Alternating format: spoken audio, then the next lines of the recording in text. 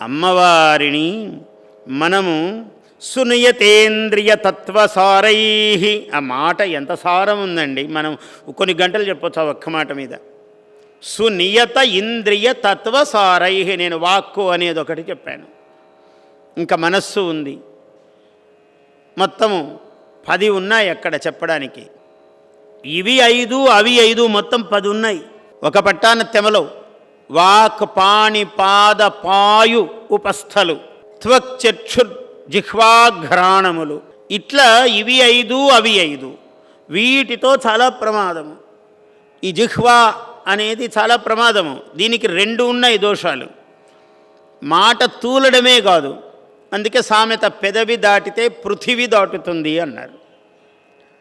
ఈ మాట తూలడమే కాదు, రుచి దీనికి ఇంకొక అలవాటు. ఎంతో రుచిగా తినాలి, తినేది ఇంకా చాలా చాలా చాలా రుచివంతమైన పదార్థము కావాలి దీనికి. ఈ 2 జయించాలి సాధకుడైన వాడు. ఒకటి రుచిని జయించాలి. ఈ రుచిగా తినటం వల్లే కదా ప్రమాదాలండి.